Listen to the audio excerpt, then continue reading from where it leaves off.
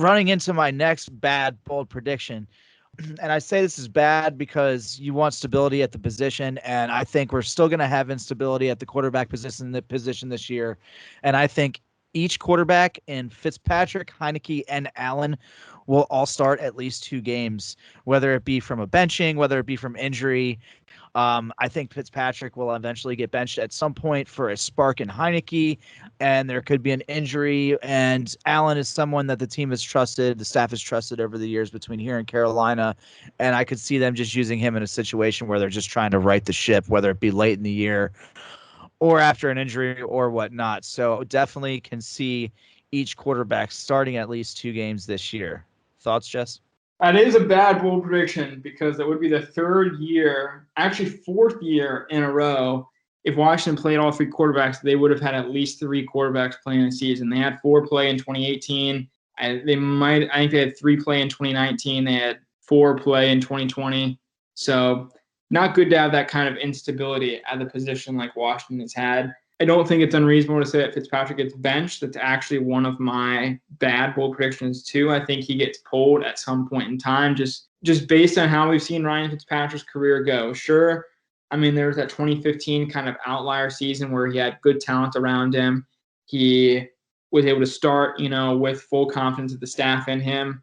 However, I mean, that's a similar situation that he's coming into now. But, I mean, you just look at how his career has played out. He's had some great games, and then it feels like he kind of falls off the rails a little bit.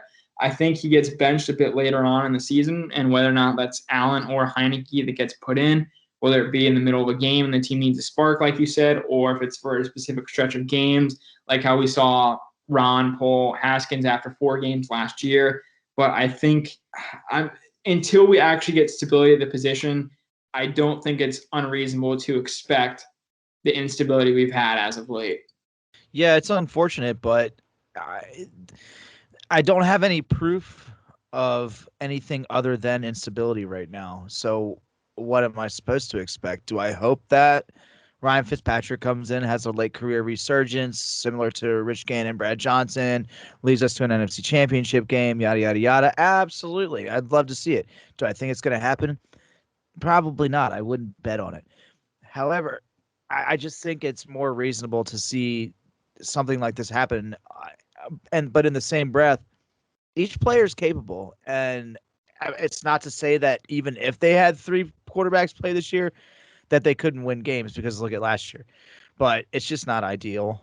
You just want to see stability at a position that it feels like free safety, where they just never, ever have it. Even when Kirk Cousins was here, it wasn't, as stable as you'd like to have it, because we didn't know if he was going to be here or not. So, yeah, I like you said, it's hard to not expect instability. So let's hope that we are wrong in that feeling. Exactly. I mean, is it possible that Fitzpatrick plays the whole year and plays good? Yes. Is it plausible? I even agree to that too, but it's pretty much, I'll believe it when I see it.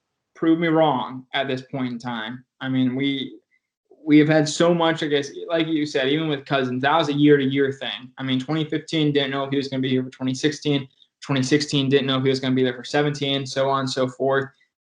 At this point, it's just we actually need to see that stability before we can bank on it. And so for now, I think that's why we can both agree on quarterback instability will continue for Washington this year.